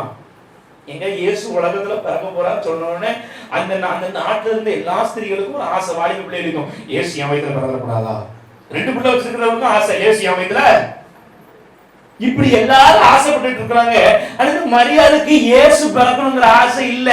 ஏன்னா யோசேப்புக்கு நியமிக்கப்பட்டா, ஆல்ரெடி அவருக்கு என்கேஜ்மெண்ட் ஆயிருச்சு, நிச்சயதார்த்தம் முடிஞ்சிட்டு. இப்ப அவருக்கு ஆசை வருமா? இயேசு என் கூட, அவர் எனக்குள்ள யோசேப்பு மேலதான் இருக்கும். யோசேப்பு எப்போ வருவார்? எப்பொழுது நாங்கள் செல்ஃபி எடுக்கலாம்? எப்பொழுது நாங்கள் ஊர் சுத்தலாம்? எப்பொழுது கல்யாணத்தை முடித்து வைப்பார்கள்? எப்பொழுது ஹனிமூன் போன? இப்படி மரியாதைக்கும் என்ன இருந்திருக்கும்? மரியாதைக்கு இயேசு வயித்துல பிறக்கணும், ஜீசஸ் அப்படிங்கிற என்ன பேச மணி தூங்கிடா இருந்திருக்காரு. ஆனா தேவதூதன் வந்து சொல்றாரு, மரியாதை பயப்படாதே, நீதான் ஒரு குமாரன் கர்ப்பவதியாகி பாரு. இது எப்படி ஆகும்? இன்னும் எனக்கு என்கேஜ்மெண்ட் தான் நடந்துக்கிட்டு கல்யாணம் முடியல, எப்படி ஆகும்? அவளுக்குள்ள ஒரு திகைப்பு. ஆனா தேவதூதன் கூப்பிடும் பொழுது அவர் சொன்னா, இதோ நாம் ஆண்டவருக்கு அடிமை. தன் வாழ்க்கையில ஒரு சாக்ரிஃபைஸ் பண்ணலாம். யோசிப்பு என்ன நினைப்பாரு நம்ம யோசிக்கல. என் குடும்பம் என்ன நினைக்குன்னு யோசிக்கல. ஐயோ நமக்கு திருமணமாக போகுதே, நம்முடைய கணவர், வருங்கால கணவர் என்ன நினைப்பாரு மரியாதை யோசிக்கல. அவன் ஒரே வார்த்தை சொன்னா, நான் ஆண்டவருக்கு அடிமை, நான் ஆண்டவருக்கு அடிமை. அந்த ஒரு வார்த்தை, அந்த ஒரு அர்ப்பணிப்பு மரியாதை ஸ்திரீகளுக்குள்ளே ஆசீர்வதிக்கப்பட்டவளாய் மாற்றினது. அல்லேலூயா, அல்லேலூயா. இயேசு பிறந்துட்டாரு. பிறந்ததுக்கு அப்புறம் யோசேப்பும் ஆண்டவர் என்ன கவனிங்க, யோசேப்புக்கு ஒரு டவுட் வந்திருக்கும். என்கேஜ்மெண்ட் முடிச்சிட்டு பார்த்தா வயிறு பெருசா இருக்குது. அவன் நினைச்சிருப்பாரு தொப்பை போட்டுருக்கானு. தொப்பெல்லாம் போட உள்ள யாரு இருக்கா? இயேசு குதிச்சிட்டு இருக்காரு. அல்லேலூயா. இயேசு பிறக்க போறாரு. யோசேப்புக்கு ஒரு அனுகூலமான மரியாளுக்கு ஒரு அனுகூலமான வாசலை யோசேப்பு மூலமா ஆண்டவர் ஏற்படுத்தி கொடுத்தார். அல்லேலூயா, அல்லேலூயா. நீங்க தேவனோடு இருந்தீங்கன்னா உங்களுக்கு அனுகூலமான வாசல்களை கட்ட திறப்பார். ஆமென். மரியாள் அவ அடிமை ஆண்டவருக்கு சொன்னா அனுகூலமான வாசல் திறந்துச்சா இல்லையா? யோசேப்புக்கு நியமிக்க யாருக்கு ஒத்து, இந்த காலத்துல ஒத்து போமா? அந்த காலத்துல எப்படி ஒத்துக்கணும்? அந்த காலத்துல யூதர்களுடைய முறைப்படி பெண்கள் வீட்டை விட்டு வெளியே வரக்கூடாது. இங்க ஒரு பெண்ணு கல்யாணத்துக்கு முன்னாடி கர்ப்பவதியா இருக்கிறா. யோசிச்சு பாருங்க, அனுகுணமான வாசலுக்கு அவளுக்கு திறந்து கொடுத்தார். அல்லேலூயா. ரெண்டாவது சொல்றேன், மரியாள் அடிமை, ஆண்டவருக்கு அடிமைன்னு தன் வாழ்க்கை அர்ப்பணித்ததுனால ஆசீர்வதிக்கப்பட்டார். நம்ம பார்க்கிறோம் அப்படிதானே. மேய்ப்பர்கள் வராங்க, சாஸ்திரிகள் வராங்க. சாஸ்திரிகள் சும்மா வந்தாங்களா? பொன் வெள்ளி தூபவர்க்கம் வெள்ளை போல எல்லாம் இதான் என்னது 2 ரூபா 3 ரூபா பொருளா? நான் கேட்கிறேன், குழந்தை இயேசுவாங்க பொண்ணு வெள்ளி தூபவர்க்கெல்லாம் அனுபவிச்சிருப்பாரு. யோசேப்புக்கு மரியாதை தான் ஆசீர்வாதம். புரியுதா? பொண்ணு வெளியும் இயேசு அனுபவிக்கிற குழந்தையா இருக்கும்போது தன் வாழ்க்கையை தேவனுக்கு அர்ப்பணித்ததுனால மரியாதைக்கு யோசேப்புக்கு ஆசீர்வாதம் வந்துச்சு. அல்லேலூயா. புரியுதா உங்களுக்கு? அப்ப நான் சொல்றேன், நீங்க உங்க வாழ்க்கையை இயேசுக்கு அர்ப்பணிச்சீங்கன்னா உங்க குடும்பம் ஆசீர்வதிக்கப்படும். ஆமென். நீங்க உங்க வாழ்க்கையில தேவனோடு சமாதானம் ஆயிட்டீங்கன்னா உங்க குடும்பம் ஆசீர்வதிக்கப்படும். உங்களை சுற்றி இருக்கிறவங்க சபை விசுவாசிகள் ஆசீர்வதிக்கப்படுவாங்க. ஆமென். ஏன்னா ஆபிரகாம் தேவனுக்கு தான் வாழ்க்கை அர்ப்பணித்ததுனால ஆபிரகாம் மட்டும் இல்ல, லோத்துடைய ஆசீர்வாதமும் பெருக ஆரம்பிச்சிருச்சு. ஆமென். கூட இருக்கிறவனுக்கு ஆசீர்வாதம் எப்படி? ஆபிரகாம் அர்ப்பணிச்சான் வாழ்க்கையை. ஆமென். நான் சொல்றேங்க, உங்க இன்னைக்கு நீங்க ஒருத்தரா வந்திருக்கலாம், குடும்பமா வந்திருக்கலாம். நீங்க ஒரு தீர்மானம், ஆண்டவரே என் வாழ்க்கையை நான் உங்க கூட அர்ப்பணிக்கிறேன், நான் தேவனோடு சமாதானமா இருக்க விரும்புகிறேன்னு உங்க வாழ்க்கையை அர்ப்பணிச்சு பாருங்க. கர்த்தர் உங்க மூலமா உங்க குடும்பத்தை ஆசீர்வதிப்பார். அல்லேலூயா. அல்லேலூயா. ஊர்ல இருக்கிறவங்க பார்த்து பொறாமப்பட்டு இருப்பாங்க. மரியாதை இங்க பாரு, என் வீட்டுல இயேசு பாருன்னு ஜெபம் பண்ணேன், இவளுக்கு கல்யாணம் முடிவு, இவன் வீட்டுல போய் இயேசு பாருங்க போறாரு. சிலருக்கு பொறாம இருந்துருப்போம், சிலர் என்ன செஞ்சிருப்பாங்க, தப்பு யோசிச்சிருப்பாங்க. இங்க பாரு, ஏதோ தப்பு பண்ணிட்டாப்பல, கல்யாணத்துக்கு முன்னாடியே தப்பு பண்ணி யோசிப்பாங்க, யோசிக்க மாட்டாங்களா? ஆனா அவ்வளவு பேச்சுகளையும் ஏச்சுகளையும் மரியாள் வாங்கி கொண்டு தேவகுமாரனை பெற்றெடுத்தார். அதனாலதான் வசனம் சொல்ற ஸ்திரீகளுக்குள்ளே ஆசீர்வதிக்கப்பட்டவள். அல்லேலூயா. இன்னைக்கு நீங்க அர்ப்பணிக்கும் பொழுது, நீங்க தேவனோட ஐக்கியமா இருக்கும் பொழுது உங்க குடும்பமே உங்களுக்கு விரோதமா எடுக்கும். இன்னைக்கு நாள் ஜெபிக்காத ஒரு ஐயா இன்னைக்கு சர்ச்சுக்கு வந்திருக்கிறாரு, அது உங்க வீட்டுக்காரரா கூட இருக்கலாம். இன்னைக்கு வீட்டுக்கு போனோம்னா பைபிள் எடுத்து வாசிக்கிறோம். நீங்க சொல்லுவீங்க, நீங்க என்ன சொல்லுவீங்க? மனைவன் ஆமா என்ன புதுசா இருக்கு, பைபிள்லாம் வாசிக்கிற மாதிரி இருக்கு, அதோட முடிச்சுட்டு போயிடுவாரு. அடுத்த கிறிஸ்துமஸ்க்கு சர்ச்சுக்கு வந்துக்கிறேன். அன்னைக்குதான் சர்ச்சுக்கு அம்மா சீக்கிரம் வாரம் டேட்டா கிளம்புற கணவன் அன்னைக்கு ஒரு 8 மணிக்கு கிளம்பி உட்காந்துருவாங்க. அம்மா என்ன நீ சீக்கிரம் கிளம்பிய? இப்படி கேட்டு கேட்டு அவர்களை உட்கார வைக்கிறதே நீங்களாம். உங்களை தானே சொல்லுங்க, கொஞ்சம் சிரிங்கிறேன், அடுத்து அவங்களுக்கு வரேன். ஆமா, கொஞ்சம் நம்ம வீட்டுல யாரோ ஆண்டவர்கிட்ட நடுங்கிற மாதிரி இருக்க கிண்டல் அடிச்சு கேலி பண்ணி என்ன அப்படின்னு சொல்லி நம்மளே ஜாலியா முடிச்சிருவோம். அப்ப எப்படி அவங்க ஆண்டவரை வளருவாங்க? நீங்க தான் உற்சாகப்படுத்தணும். அல்லேலூயா. தேவனோடு கனெக்ஷன் பண்ற ஒரு இடம் சபை மாத்திரம் இல்ல, குடும்பமும். அல்லேலூயா. அதனால இன்னைக்கு சாயங்காலம் 4:30 மணிக்கு சின்ன பிள்ளைங்க அந்த பெரியவங்களா பண்ற ப்ரோக்ராம்ல ஒரு பட்டிமன்றம் வச்சிருக்கிறோம். நீங்க எல்லாரும் வரணும். பட்டிமன்றத்துடைய தலைப்பு என்ன தெரியுமா? பிள்ளைகளுடைய ஆவிக்குரிய வளர்ச்சிக்கு காரணம் பெற்றோரா இல்ல சபையா? பிள்ளைங்க ஸ்பிரிச்சுவல் லைஃப்ல வளர்றதுக்கு காரணம் பெற்றோர் தான் ஒரு அணி பேச போகுது, இன்னொரு அணி சபைதான் பேச போகுது. நீங்க வந்து பாருங்க, எது உண்மைன்னு உங்களுக்கு தெரியும். அல்லேலூயா. அதனால நீங்க சாயங்காலம் அந்த பட்டிமன்றத்துல கண்டிப்பா கலந்து கொள்ளுங்க. அது உங்க வாழ்க்கையில ஒரு ஆசீர்வாதமா நீங்க கற்றுக்கொள்வதற்கு சில காரியங்களா இருக்கும். அல்லேலூயா. அப்ப யோசிச்சு பாருங்க, நம்ம வாழ்க்கையில தேவனோட ஐக்கியப்படும் பொழுது நம்ம கை கோர்க்கணும். ஆமென். ஜெபிக்காத உங்க மனைவி, ஜெபிக்காத உங்க பிள்ளை, ஜெபிக்காத உங்க கணவன் ஜெபிக்கணும்னு நீ உற்சாகப்படுத்தணும், கூட பேருந்து ஜெபிக்கணும். அவருக்குள்ளே எனக்கு தான் ஒரு நாள் எழுப்புதல் வந்திருக்கு, வா குடும்ப ஜெபம் பண்ணுவான்னு கூப்பிடுவாரு. இவ்வளவு நேரம் கழிச்சு வந்துட்டு 8 மணி நேரம் உட்கார்ந்து வரவே கிடையாது, பற்றுமோ. அப்ப எப்படி அங்க தேவனோட ஐக்கியம் உண்டாகும்? அவருக்குள்ளேயே என்னைக்காவது ஒரு நாள் அந்த எழுப்புதல் தீ பத்தி லைட்டா தீ குச்சி மாரி அதை பிடிச்சிட்டீங்கன்னா காட்டையே கொடுத்திடும். அதை நம்ம விடுறது கிடையாது. குடும்பத்துல யாருக்குள்ளையாவது திடீர்னு ஒரு எழுப்புதல் வரும், பார்த்திருக்கீங்களா? அப்ப நம்ம என்ன செஞ்சிடணும்? மத்தவங்க ஆமா ஜெபிக்கலாம், சர்ச்சுக்கு வாசிக்கலாம், பாப்பான்னு கூட்டு போயிருக்கோம். பைபிள் படிக்க டக்கு பைபிள் வாங்கி கொடுத்து படிச்சு சொல்லணும், அதை செய்யவே மாட்டோம். அப்ப எப்படி அவங்க தேவனோட ஐக்கியப்பட முடியும்? யோசிச்சு பாருங்க. தேவனோடு நீங்கள் சமாதானமா இருக்க கற்றுக்கொள்ள வேண்டும் என்று ஆண்டவர் விரும்புகிறார். அல்லேலூயா. நீங்க தேவனோடு சமாதானமா இருக்கணும். கொலோசியர் 3வது அதிகாரம் 15வது வசனத்தை வாசிக்கலாம். கொலோசியர் 3:15.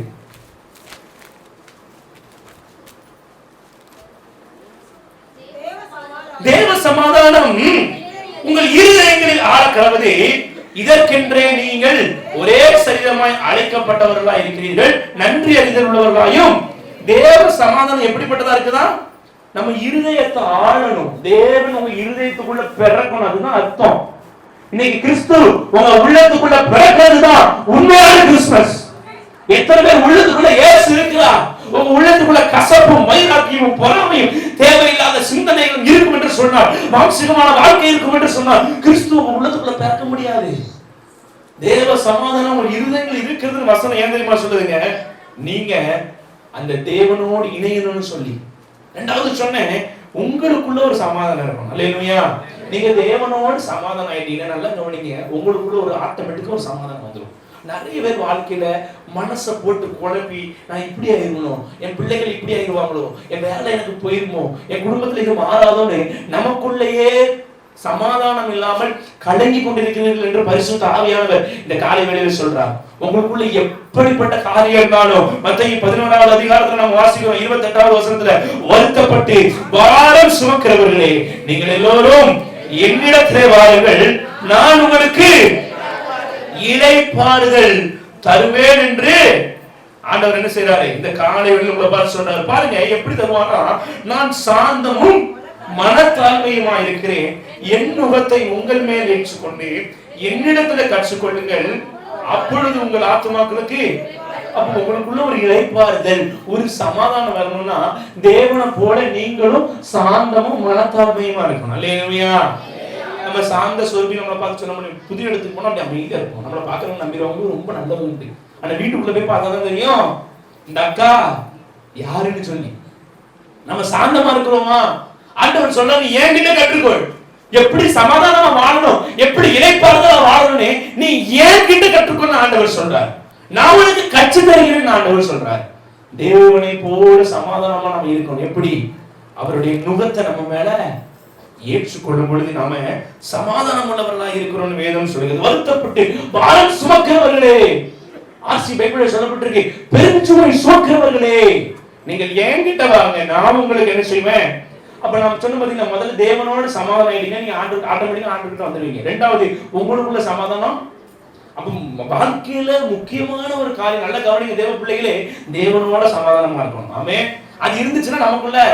அதனால ஆண்டவரையும் கூப்பிடுறாரு, வருத்தப்பட்டு பாரம் சுமக்கிறவர்கள் நீங்கள் என்னிடத்தில் வாருங்கள், நான் உங்களுக்கு இளைப்பாறுதல் சமாதானம் தருவேன் என்று சொல்லி. அல்லேலூயா. இன்னைக்கு நாம தேவனோடு சமாதானமா இருக்க வேண்டும் என்று சொல்லி ஆண்டவர் விரும்புகிறார். ஏசாயா 51வது அதிகாரம் அதனுடைய 1-2 வசனங்களை நாம் வாசித்து பார்ப்போம் என்று சொன்னார். வேதம் சொல்கிறது, நீதியை பின்பற்றி கர்த்தரை தேடுகிற நீங்கள் எனக்கு செவி கொடுங்கள், நீங்கள் வெட்டி எடுக்கப்பட்ட கண்மலையும் நீங்கள் தோண்டி எடுக்கப்பட்ட துறவின் குழியையும். என்ன அர்த்தம்னா, நீ வெட்டி எடுக்கப்பட்ட கண்மலைனா நீ எங்கேயோ இருந்த, இயேசுனா யாருமே தெரியாம இருந்த, உன்னைய வெட்டி எடுத்தது மாத்திரம் இல்ல, நீ தோண்டி எடுக்கப்பட்ட துறவின் குழியையும் நோக்கி பாருங்கள். உங்கள் தகப்பனாகிய ஆபிரகாமையும் உங்களை பெற்ற சாராளையும் நோக்கி பாருங்கள். அவன் ஒருவனாய் இருக்கையில் நான் அவனை அழைத்து அவனை ஆசீர்வதித்து. அப்ப நீங்க ஆண்டவரை நோக்கி பாருங்கன்னு முதல் வசனம் சொல்லுது. ரெண்டாவது வசனம் சொல்லுது, நான் நோக்கி பார்த்தால் ஆபிரகாமும் சாராளும், அதனால நான் அவங்க ஆசீர்வதித்தேன் ஆண்டவர் சொல்றாரு. அல்லேலூயா. நோக்கி பார்த்ததுனாலங்க, எங்க நல்ல கவனிங்க, ஆபிரகாம் ஆண்டவரை நோக்கி பார்த்ததுனால ஈசாக்குங்கிற ஒரு ஆசீர்வாதத்தை ஆண்டவர் கொடுத்தார். ஈசாக்கு என்கிற ஆசீர்வாதம் வந்தபோது அவன் யாக்கோபு என்கிற ஒரு ஆசீர்வாதத்தை பெற்றெடுத்தான். அந்த யாக்கோபின் மூலமாய் 12 கோத்திரங்கள் வந்தார்கள். அதுல ஒரு யூதாயினுடைய வம்சத்துல தான் இயேசு கிறிஸ்து வெளிப்பட்டார். அல்லேலூயா. அல்லேலூயா. காரணம் என்ன? ஆபிரகாம் ஒரு மனிதன் தேவனை நோக்கி பார்க்கும் பொழுது அந்த வம்சத்துல இயேசு பிறப்பதற்கு ஒரு வழியை உண்டாகினது. ஆமென். நான் சொல்றேன், நீங்க ஒருத்தர் இயேசுவை ஏற்றுக்கொண்டீங்கன்னா உங்க மூலமா உங்க சந்ததியை ஆசீர்வதிக்கப்படும். இயேசுவை ஏற்றுக்கொள்ளாம உங்க சொந்தக்காரங்க ரட்சிக்கப்பட்டு சபைக்கு வருவார்கள். ஆமென். என் குடும்பத்துல நான் முதல்ல இயேசுவை ஏற்றுக்கொண்டேன். நான் ஒருத்தர் முதல்ல இயேசுவை ஏற்றுக்கொண்டேன். என் தேவன் என் மூலியமா என் சந்ததி, என் சொந்தக்காரன், உறவினர்களா, எங்க சித்தப்பானுக்கு ஒரு பாஸ்டரா இருக்கிறாரு. என் ஒருத்தருடைய ரட்சிப்பு அநேக ரட்சிப்புகளை கொண்டு ஊழியர்களை மாற்றினது. நான் ஒருத்தர் ரட்சிக்கப்பட்டேன். என் கூட இருக்கிற அநேக வாழ்வுகளை இயேசுவுக்கு நேராய் இன்னைக்கு அவங்க முழு நேரமா ஊழியர் செய்ய வைக்கத்தக்கதாக ஆண்டவர் என் ஒருத்தர் நான் நோக்கி பார்த்ததுனால, பெருமையா சொல்ற, தாழ்த்தி சொல்றேன், நான் ஒருத்தர், நீங்க கற்றுக்கொள்ளுங்கிறதுக்காக இவ்வளவு தெளிவா சொல்றேன், நான் ஒருவன் ஆண்டவரை நோக்கி பார்த்ததுனால எனக்கு பின்னாடி ஒரு கூட்டமே ஆசீர்வதிக்கப்பட்டது. அல்லேலூயா. நான் சொல்றேன், நீங்க ஒருத்தர் இயேசுவை நோக்கி பார்ப்பீர்கள் என்று சொன்னார். ஆபிரகாமுடைய சந்ததியில அவன் நோக்கி பார்த்ததுனால அந்த வம்சத்துல யூதாவின் மூலமாக தாவீதின் குமாரனாக இயேசு பிறப்பார் என்று சொன்னார். இன்னைக்கு நீங்க தேவனோடு சமாதானமா ஐக்கியமா மாறிட்டீங்கன்னா உங்க மூலமா கர்த்தர் பெரிய காரியங்களை செய்வார். ஆமென். நீங்க உங்க கணவருக்கு சுவிசேஷமே சொல்ல வேண்டாம். நீங்க எதுவுமே செய்யணும், நீங்க உங்க தேவனோட ஐக்கியமாய் பாருங்க, ஆட்டோமேட்டிக்கா சர்ச்சுக்கு வந்துருவாரு. ஆட்டோமேட்டிக்கா நடக்கும் எல்லாமே. உங்க வாழ்க்கையில ஆசீர்வாதம் அதுக்கே ஜெப குறிப்பு வச்சு எழுதி ஜெபிக்க வேண்டாம். நீங்க தேவனோட கனெக்ட் ஆகி பாருங்க, உங்க ஜெப வாழ்க்கையை மாத்தி பாருங்க, உங்க வேத தியானத்தை மாத்தி சபைக்கு போல ஒழுங்கா வாங்க. ஆண்டவர் 7 நாள் கொடுத்தாங்க, 7 நாள் எனக்கு கொடுன்னு சொன்னாரா? எனக்கு இஸ்லாமியர்களை பார்த்து ரொம்ப சந்தோஷமா இருக்கும். நான் அவங்களை ரொம்ப பாராட்டுவேன். ஏன்னா அவங்க இந்த நோன்பு இருக்கிற நேரம், நான் ஸ்கூல் படிக்கும் போதெல்லாம் என் ஃப்ரெண்ட்ஸ் நிறைய பேர் முஸ்லீம்ஸ், அவங்க நோன்பு இருக்கிற நேரம் அந்த எச்சு கூட என்ன செய்ய மாட்டாங்க. எங்க நம்ம ஆண்டு அப்படி ஏதாவது சொன்னாரா? ஓய்வு நாளை மட்டும் நீ பரிசுத்தமா ஆசரிக்க நினைப்பாயான்னு சொன்னாங்க. அந்த ஒரு நாள் கூட ஆண்டவருக்கு கொடுக்க முடியல. விழா காலங்கள் நடக்கும்போது எங்க திருநெல்வேலி சங்கரன் கோயில இருந்து நடந்து திருச்செந்தூர் பாத யாத்திரை போறாங்க. இயேசு நம்மள பாத யாத்திரை போக சொன்னாரா? இயேசு நம்மளுக்கு ஒரு பெரிய அவன் கடாவை எடுத்து வெட்டுன்னு சொன்னாரா? இல்லையே. இயேசு ஒரு ரத்தத்தை குடின்னு சொன்னாரா? இல்லையே. அந்த இயேசு கேட்கிறதுதான், நீ என்னிடத்துல அன்பாயிரு, என்னிடத்துல கற்றுக்கொள், என்கிட்ட வந்துரு மட்டும்தான் சொல்றாரு. அல்லேலூயா. இவ்வளவு நல்ல தெய்வம் நமக்கு இருக்கிறாருங்க. அல்லேலூயா. நம்ம கிறிஸ்தவ வாழ்க்கையில சாக்ரிஃபைஸ் நம்ம நிறைய பண்ண வேண்டியது. மத்த ஜனங்கள் மத்த மதத்தில் நிறைய சாக்ரிஃபைஸ் பண்றாங்க, நிறைய சாக்ரிஃபைஸ் பண்றாங்க. நமக்கு கர்த்தர் அந்த அளவுக்கு நம்மளுக்கு சொல்லல. எடுத்துக்கோங்க, நாங்க இந்துக்களா இருக்கும்போது எங்க வீட்டுல வெள்ளிச்சமான வீட்டை ஃபுல்லா கழுவிடணும், ஃபுல்லா கழுவிடணும். நீங்க வெள்ளிச்சமா மாசத்துக்கு ஒரு நாள் வீட்டுக்கு போறது கிடையாது. நம்ம மாசத்துக்கு வீட்டுக்கு உள்ள வந்தாலே அந்த கல்லறைக்குள்ள பணமா இருக்கும் சில வீட்டுக்கெல்லாம் விசிட்டிங் போகும்போது. ஒரு ஒரு இயேசுவை ஏற்றுக்கொள்ளாதவங்க கூட தங்க குடும்பத்தை கூட அவ்வளவு சுத்தத்தை எதிர்பார்த்து அவங்க சாமி அப்படி சொல்லுது இப்படி சொல்லுது. நம்ம இயேசு அப்படி சொன்னாங்க. நம்ம அவர் சொல்றது நம்ம இதயத்தை பரிசுத்தப்படுத்துங்க, நம்ம வாழ்க்கை போல தூய்மையா மாறட்டும். நாம அவர் கூட ஒரு ஞாயிற்றுக்கிழமை உங்களால சர்ச்சுக்கு வர முடியாதா? யோசிச்சு பாருங்க. 7 நாள் கொடுத்துருக்காரு, 8 மாசம் நம்ம வீட்டுக்குள்ளேயே போட்டார், சபைக்கு வர முடியுமா? ஆனாலும் லேட்டா தான் சர்ச்சுக்கு வரோம். அடுத்து சொல்றாங்க, அடுத்து ஜனவரி வந்து லாக்டவுன் போட போறாங்க. இன்னும் எத்தனை லாக்டவுன் போட்டாலும் நம்ம மனந்திருக்கிற பாடு. ஆண்டவரும் லாக்டவுன்ல போட்டு இப்ப மாதிரி திருந்துவேன், இப்ப மாதிரி ஜெபிப்பேன், இப்ப மாதிரி சர்ச்சுக்கு வருவேன், இப்ப மாதிரி காணிக்க கொடுப்பேன், இனிமையாவது ஊழியம் செய்வேன், உங்களை போட்டு போட்டு பாக்குறாரு. இல்ல, கடைசியா வந்துருவாரு. வா, முதல்ல வந்து முடிச்சிட்டேன், 2வது நான் வரப்போறேன், அவனவனுக்கு நான் எடுக்கும் பலன் என்னோடு வருகிறதுன்னு சொன்னாரு. நீங்க தேவனை தேடுறதுக்கு முதலிடம் கொடுக்குறீங்களா? மத்தேயு 6:33 வாசிக்கிறோம், முதலாவது தேவனுடைய ராஜ்யத்தையும் அவருடைய நீதியையும் தேடுங்கள், அப்பொழுது இதெல்லாம் உங்களுக்கு கூட கொடுக்கப்படும். நீங்க தேவனையே தேடாம எப்படி கொடுங்க அப்பா கொடுங்க பணம் எப்படி அவர் கொடுப்பாரு? நீங்க என்கிட்டே வர மாட்டீங்க, எப்படி நான் கொடுக்க முடியும்? எங்க நீங்க வேலை பார்க்கற இடத்துல வேலையே பார்க்கணும், சும்மா போய் வந்தா சம்பளம் கொடுப்பாரு அவனரு. அதே வந்து நீங்க அந்த ஓனருக்கு பிடிக்கிற மாதிரி அவர் மூஞ்சில பாக்குற மாதிரி வேலை பார்த்துக்கிட்டே இருந்தீங்கன்னா எக்ஸ்ட்ரா கொஞ்சம் காசு வச்சுக்குவாரு. நீங்க தேவன்கிட்டே வர மாட்டீங்களா? சர்ச்சுக்கே வர மாட்டீங்களா? ஐ எம் கிறிஸ்டியன், நான் ஆவிக்குரிய சபைக்கு போறவன், ஒரு பிரயோஜனம் கிடையாது. அரியன்னு சொல்லிட்டு போயிட்டே இருப்பார் ஆண்டவர். அவர் நம்மளை எதுக்கு இந்த உலகத்துக்கு வந்தா, ஏன் நம்மளை ரட்சித்திருக்கிறார், அந்த காரியம் நம்ம வாழ்க்கையில சரியா புரிந்து கொள்ளணும், ரொம்ப முக்கியம். முதலாவது அவர் அதான் சொல்றாரு, எனக்கு ஃபர்ஸ்ட் பிரெஃபரன்ஸ் நீ கொடுத்துட்டாலே போதும், உங்க வாழ்க்கையை ஆசீர்வதிச்சிருவேன். யாரெல்லாம் தேவனுக்கு முதல் இடத்தை கொடுத்தாங்க அவங்க ஆசீர்வதிச்சார். அல்லேலூயா, அல்லேலூயா. அந்த சிறு பையன் 5 அப்பம் 2 முதல்ல கொண்டு வந்து கொடுத்தான், ஆசீர்வதிக்கப்பட்டான்.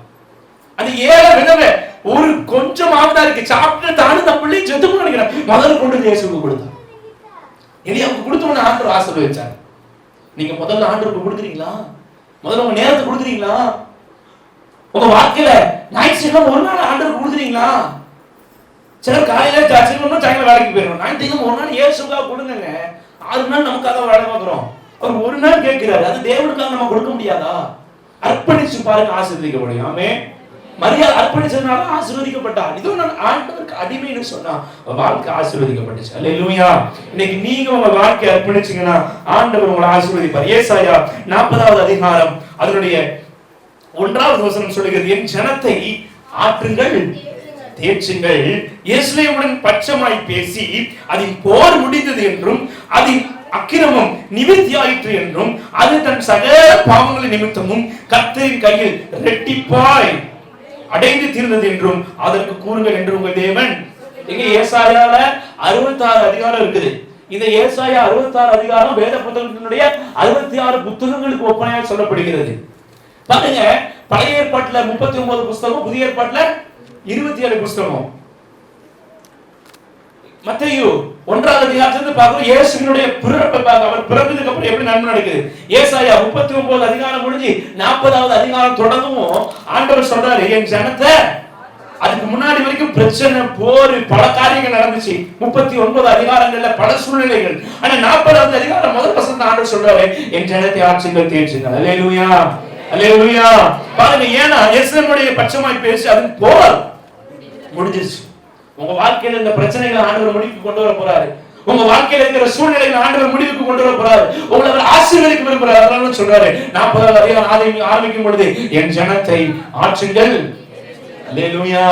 நீங்க சோர்ந்து போய் வந்திருக்கீங்களா? கர்த்தரை பார்த்து வாக்குத்தத்தமா சொல்றாரு, உங்களை கர்த்தர் ஆட்சி தேய்ச்ச போகிறார். அல்லேலூயா.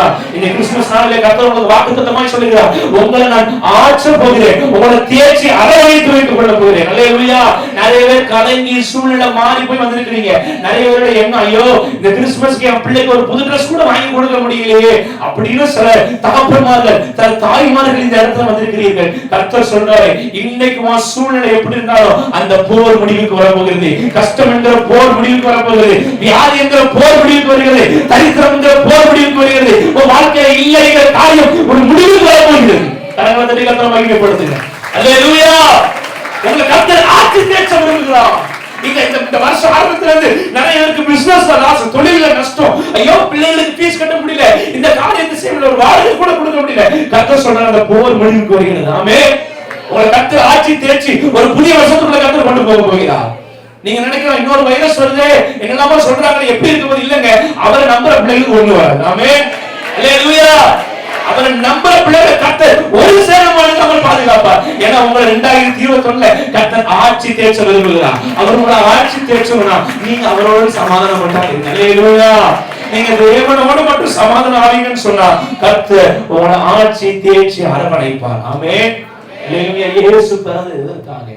நம்முடைய ஜனங்களை ரட்சிப்பதற்காக, நம்முடைய ஜனங்களோடு அவர் சமாதானமாய் ஐக்கியமாய் இருக்க விரும்புவதற்காக. இன்னும் இயேசுவை நம்ம எப்படி வைத்திருக்கிறோம்? இன்னொரு குழந்தையா பார்த்துட்டு இருக்கிறோமா? இல்ல, நமக்காக ஜீவனையே கொடுத்தார் சிலுவையிலே. அந்த தாய்க்கு எவ்வளவு வலித்திருக்கும். ஐயோ நான் பெற்றெடுக்கா, என்னுடைய சொந்த வித்தில்லாத ஒரு தேவகுமாரை வயிற்றில பிறந்த சந்தோஷம், அவ்வளவு சந்தோஷம். ஆனா அதே இயேசு அந்த மரியாதை கண்ணுக்கு முன்பதாக சிலுவையிலே தொங்கிக் கொண்டிருந்தார். பிதாவுக்கு எவ்வளவு கஷ்டமா இருந்திருக்கும். ஐயோ சாஸ்திரிகள் பார்க்க, மேய்ப்பர்கள் வணங்க, இது உலகத்தில் மனிதனாய் பிறந்தார், இன்னைக்கு அவர் சிலுவையிலே தொங்கிக் கொண்டிருக்கிறார். இதற்காக நம்முடைய பிள்ளைகளை அவர் நேசிக்கிறார். உங்களை நேசிக்கிறாருங்க. இயேசுவின் ரத்தம் நம்மளுடைய பாவங்களை நீக்கி இருக்கு, நம்மளை சுத்திகரித்து இருக்கு, நம்மளை ரட்சித்திருக்குது, நம்மளை உயர்த்தி இருக்குது. அந்த ரத்தத்தினுடைய வல்லமையை நாம் புரிந்து கொள்ள வேண்டும் என்று ஆண்டவர் சொல்லுகிறார். அவர் மரித்தார், அடக்கம் பண்ணப்பட்டார், 3ஆம் நாள் உயிரோடு எழுந்தார். இன்னைக்கும் பரமேற்கு, இன்னைக்கு நம்மோடு கூட அவர் இருக்கிறார். பரிசுத்த ஆவியாக இயேசுவாக நம்மோடு அவர் இருக்கிறார். அதே இயேசு முதல் வருகையை நாம பார்த்துட்டோம். இப்ப 2வது ஒரு வருகை வரப்போகுது. அல்லேலூயா. வெளிப்படுத்தின விசேஷம் 1வது அதிகாரம் அதனுடைய 7வது வசனம் இப்படியாக சொல்கிறது, இதோ மேகங்களுடனே வருகிறார், கண்கள் யாவும் அவரை காணும், அவரை குத்தினவர்களும் அவரை காண்பார்கள், பூமியின் கோத்திரத்தார் எல்லாரும் அவரை பார்த்து புலம்புவார்கள், அப்படியே ஆகும். ஆமென். ஹல்லேலூயா. இதோ தேவன் மேகங்களுடனே மறுபடியும் இந்த பூமிக்கு வருகிறார். முதல் பிறப்பை கிறிஸ்துமஸ் என்று சொல்லி கொண்டாடுகிறோம். 2வது இயேசு வந்ததுக்கு அப்புறம் பரலோகத்துல அவரோடு கூட பண்டிகை ஆசரிக்க போகிறோம். அந்த பண்டிகையை தூதர்களோடு, ஓ ஹல்லேலூயா, கேருபீன்கள் சேராபீன்கள் மத்தியிலே பரிசுத்தவான்களோடு தேவனை முகமுகமாய் பார்த்து கர்த்தரை நாம் ஆராதிக்க போகிறோம். ஹல்லேலூயா. அந்த வருகைக்கு கர்த்தர் உங்களை ஆயத்தப்படலாம். இந்த நாட்களை கர்த்தர் கொடுத்திருக்கிறார். அவருடைய வருகை, முதல் வருகையை அவ்வளவு விமர்சையா கொண்டாடுறோம். அதை விட முக்கியம், அவருடைய 2வது வருகைக்கு நாம் ஆயத்தமாக வேண்டும். இயேசு மறுபடியும் இந்த பூமிக்கு வர போகிறார். வேதம் சொல்லுகிறது, அநியாயம் செய்கிறவன் இன்னும் அநியாயம் செய்யட்டும், அக்கிரமம் செய்யறவன் இன்னும் அக்கிரமம் செய்யட்டும், பாவம் செய்கிறவன் இன்னும் பாவம் செய்யட்டும், பரிசுத்தமா இருக்கிறவன், நீதியா இருக்கிறவன் இன்னும் நீதியாய் பரிசுத்தமா இருக்கட்டும், அவன் அவனுக்கு நான் அளிக்கும் பலன் என்னோடு வருகிறது. அல்லேலூயா. நீங்க தேவனோடு சமாதானமாய் அவருடைய உறவுகளை சரியா இருப்பீர்களா, நீங்க பரலோக ராஜ்யத்தை சுதந்திரித்துக் கொள்ள முடியும். நீங்க தேவனோடு சமாதானமா இருந்தா உங்களுக்காக ஒரு இடம் ஆயத்தமாக்கப்பட்டிருக்கிறது. அது வேறு நரகம். 2வது வருகையிலே இயேசுவை நாம் எடுத்துக்கொள்ள முடியும். அந்த ரகசிய வருகையிலே எக்காலங்கள் ஊத, ஓ வெள்ளை குதிரை சிங்காசனத்திலே அவர் இறங்கி வந்து அவருடைய பிள்ளைகளை அவர் எடுத்துக்கொள்ள போகிறார். அவரோடு கூட பயணிக்க போகிறோம் பரலோகத்திற்கு. இன்னைக்கு அந்த வருகைக்கு நாம் ஆயத்தமா இருக்கிறோமா? எப்படி ஆயத்தப்பட முடியும்? நமக்குள்ள பரிசுத்தம் இல்லாமல் ஒருவனும் தேவனை தரிசிக்க முடியாது. நமக்குள்ள அந்த பரிசுத்தம் வேணும். நமக்குள்ள தேவனை தேடுகிற உணர்வுள்ள இருதயம் வேணும். தேவனுக்காக வாழணும்ங்கிற ஒரு வைராக்கியம் நமக்குள்ள வேணும். இந்த காரியங்கள் நம்முடைய வாழ்க்கையில இருக்கும்போது அவருடைய வருகையில நாம் காணப்படும். அல்லேலூயா, அல்லேலூயா. அதுக்கப்புறம் கர்த்தாவே கர்த்தாவே என்னை பார்த்து நீங்க புலம்பினாலும் உங்களை அறியேன் என்று ஆண்டவர் சொல்றாரு, வேதம் சொல்லுகிறது. அப்படி இரண்டாவது வரை காயத்தப்பட வேண்டும். கிறிஸ்துமஸ் கொண்டாடுவதோடு மட்டுமல்ல, அவருடைய வருகை சமீபமாக இருக்கிறது. அதற்கான காலங்கள், அதற்கான நேரங்கள், அதற்கான சூழ்நிலைகள் ஆரம்பித்து விட்டது. பார்க்கிறோம், தேசத்துல எத்தனையோ கொள்ளை நோய்கள், பைபிள்ல சொல்லப்பட்ட கொள்ளை நோய்கள் உண்டாகிவிட்டது. அநேக இடங்களில் போர்கள் நடக்க போகிறது. அநேக இடங்களில் தேசத்தி சூழ்நிலைகள், பொருளாதாரங்கள் எல்லாம் தலைகளாக மாறிவிட்டது. நம்ம பார்க்காத இத்தனை வருஷம் செஞ்சுரியில இல்லாத ஒரு காரியம், சபைகள் பூட்டப்பட்டது இந்த வருஷத்திலே. இது தேவனுடைய செயலா இல்ல பிசாசுடைய காரியமான பல குழப்பங்கள் நமக்கு இருக்கிறது. ஆனா நான் சொல்றேன், அது தேவனுடைய காரியமா பிசாசு நினைக்கிற அது முக்கியம் இல்லை. நமக்கு அவர் வரப்போகிறார். வேதத்துல சொல்லப்பட்ட தீர்க்க தரிசனங்கள் நிறைவேறி கொண்டிருக்கிறது. அவர் வரப்போகிறார். அவரை சந்திக்க ஆயத்தமா? திருச்சபையே, அவரை சந்திக்க நாம் ஆயத்தமா இருக்கிறோமா? மணவாளன் வருகிறார். மணவாளன் வரும் பொழுது நம்முடைய தீவண்டிகளிலே என்ன இருக்கிறதா? இல்ல இல்ல எனக்கு கொஞ்சம் கொடுங்க பக்கத்துல கட்டி கடைக்கு போகுது பார்க்க வாழ்றோமா? மணவாளன் வரப்போகுது. அவரை எதிர்கொள்கிற ஒரு நல்ல மணவாட்டியின் ஆயத்தம் நமக்கு தேவை. ஒரு ஆயத்தத்தோட எப்பமெல்லாம் நான் எடுத்துக்கொள்ளப்படுவேன். அந்த ஒரு விசுவாசம், அந்த ஒரு நிச்சயம் நமக்குள்ள இருக்குதா? இன்னும் நம்ம சின்ன சின்ன விஷயத்துல கூட ஆண்டவர் கூட சரியாக இருக்கிறோம். எப்படி அவருடைய வருகையில நாம காணப்படுவோம்? நினைக்கலாம், எங்க தாத்தா பாட்டி காலத்துல இருந்து இயேசு வரன்னு சொல்லிட்டு இருக்காரு, இன்னும் வந்த பாடு இல்ல. அதை அசட்டை பண்ணி கொண்டிருக்கிறார். ஆனா ஆண்டவர் சொல்றாரு, நாட்கள் ரொம்ப குறுகிருச்சு. ஆமே, அல்லேலூயா. பார்க்கிறோம், கண்ணால பார்க்கிறோம். பிராக்டிகலா நடக்குது தேசத்துல, உலகத்துல அப்படிப்பட்ட காரியங்கள் நடந்து கொண்டிருக்கிறது. கர்த்தர் சீக்கிரம் வர போறார். அல்லேலூயா. அந்த வருகை குறித்து பயமுறுத்துறதுக்கு சொல்லல, அந்த வருகையில நீங்களும் நானும் சந்தோஷம் அவரோடு பரலோகத்துக்கு போகணும். அல்லேலூயா. அதுக்கு ஆயத்தமா இருங்க. அந்த வருகையை ஆசரிக்க போறோம். அதுக்காக ப்ரிப்பேர் பண்ணுங்க. ஒரு கிறிஸ்துமஸ் 25ஆம் தேதி வருதுன்னா 1ஆம் தேதியில இருந்து நம்ம டிசம்பர் மாசத்துல நம்ம வீட்டுல எவ்வளவு ஆயத்தம் இருக்கிறோம், தைக்க கொடுக்கிறோம், அதை செய்யலாமா, இதை செய்யலாமா, அப்படி டெக்கரேட் பண்ணலாமா, இங்க போலாமா, இவங்கள சொந்தக்காரங்களை கூப்பிடலாமா, அதெல்லாம் ஆயத்தமாகிறோம். இயேசுவின் வருகை. இன்னைக்கு ஒரு நாள் பெத்தலையில் பிறந்தவரை பாடுவோம். இதுக்கு அடுத்து அடுத்த நாளைக்கு பாடுவோமா? ஒருத்தரும் பாட மாட்டோம். அடுத்து 1ஆம் தேதி ஆரம்பிக்கணும். அது வரைக்கும் இந்த கிறிஸ்துமஸ் குறித்து ஞாபகமே. ஆனா அந்த 24 நாட்களும் அவ்வளவு ஆயத்தமாகிறோம். இயேசுவின் வருகைக்கு நாம் எப்படி ஆயத்தமா இருக்கிறோம் யோசிச்சு பாருங்க. பரிசுத்தம் உள்ளவர்களாய், சாட்சி உள்ளவர்களாய், கணக்கு கொடுக்கிறவர்களாய், நற்காரியங்களை செய்கிறவர்களாய், நன்றி உள்ளவர்களாய், பயபக்திக்குரியவர்களாய், தேவனுக்கு என்று பக்தி வைராக்கியம் காட்டுகிறவர்களாய் நம்ம ஜீவிக்கிறோமா? நம்ம ஜீவியம் ரொம்ப முக்கியம். சமாதானமா, உங்களுக்கு சமாதானத்தை வைத்து போகிறேன்னு சொன்ன ஆண்டவர் முதல்ல அவரோடு சமாதானமா இருக்க வேண்டும் என்று தேவன் விரும்புகிறார். நீங்கள் இருக்கும்பொழுது மற்றவர்களோடு ஈஸியா நீங்க சமாதானம் ஆயிருப்பீங்க. இந்த கிறிஸ்துமஸ்க்கு ஒரு தீர்மானம் எடுங்க. முதல்ல நான் தேவனோட சமாதானமா இருப்பேன். அடுத்து எனக்குள்ள நான் ஒரு சமாதானம் வரணும். அதுக்கு நான் தேவனோட முதல்ல சமாதானமா இருக்கணும். மூன்றாவது, மற்றவங்க கூட சமாதானமா இருக்கு. இந்த கிறிஸ்துமஸ்க்கு ஒரு தீர்மானம் எடுங்க. நீங்க யாருக்கிட்ட பேச மாட்டீங்களோ, யாரெல்லாம் உங்களுக்கு பிடிக்காதோ, யாருக்கிட்ட சண்டை, அவங்க கிட்ட சமாதானமாகுங்க. சமாதானமாகுங்க. யாரு கூடயும் பொறாமை, போட்டி, எரிச்சல், வன்கண்கள் இதெல்லாம் எடுத்து போட்டு ஒரு தீர்மானம் 2021க்குள்ள பிரவேசிக்க போகிறோம். இன்னும் கொஞ்ச நாட்கள் தான் இருக்கிறது. தேவ பிள்ளைகளே, இப்போ ஒரு தீர்மானம் 2021 நான் ஒழுங்கா சர்ச்சுக்கு வருவேன், ஒழுங்கா ஜெபம் பண்ணுவேன், ஒழுங்கா மாதந்தோறும் தசம பாகம் கொடுப்பேன், ஒழுங்கா என் பிள்ளைகளுக்கு சண்டே கிளாஸ்க்கு அனுப்புவேன், ஒழுங்கா நான் ஊழியத்துக்கு, கிராம ஊழியங்களுக்கு வருவேன், நான் தேவனுக்கு உண்மையா இருப்பேன், லஞ்சம் வாங்க மாட்டேன், வீணான காரியங்களை என் தொழில வியாபாரத்துல செய்ய மாட்டேன், படிக்கிறதுல உண்மையா இருப்பேன், மற்றவங்களோட பழகுறதுல உண்மையா இருப்பேன். இப்படி எல்லா காரியங்களும் உண்மையா இருக்கலாம். வேதம் சொல்லுது, உண்மையுள்ளவன் பரிபூர்ணமான ஆசீர்வாதங்களை, உண்மையுள்ள மனுஷனா இருந்தீங்கன்னா வெறும் ஆசீர்வாதம் இல்ல, பரிபூர்ணமான ஆசீர்வாதம். அல்லேலூயா. ஏன் கர்த்தர் உங்களை ஆசீர்வதிக்க விரும்புறாங்க, நம்ம தாங்க டிலே பண்றோம். கடைசி நாட்கள் உட்கார்ந்து ஜெபிங்க, உபவாசம் போடுங்க. 3 நாளோ 2 நாளோ 1 நாளோ அட்லீஸ்ட் உபவாசம் போட்டு ஆண்டவரே எதெல்லாம் சரியாகணும். ஒரு குடும்பத்தை நடத்துவதற்கு எவ்வளவு தீர்மானம் எடுக்கிறோம். நம்முடைய ஆவிக்குரிய வாழ்க்கையை தேவனோடு சஞ்சரிக்க போகிற ஆவி ஆத்துமாவை அவர்களோடு இணைத்துக் கொள்வதற்கு என்ன தீர்மானம் எடுக்கிறோம்? தேவனோடு சமாதானம் அடைவதற்கு நீங்க என்ன தீர்மானம் எடுத்தீங்க யோசிச்சு பாருங்க. அது கர்த்தர் காலை வேளையில உங்களுக்கு ஒரு கேள்விக்குறியாக இருக்கிறார். அந்த இடத்தை நீங்க தான் ஃபில் பண்ண போறீங்க. அல்லேலூயா, அல்லேலூயா.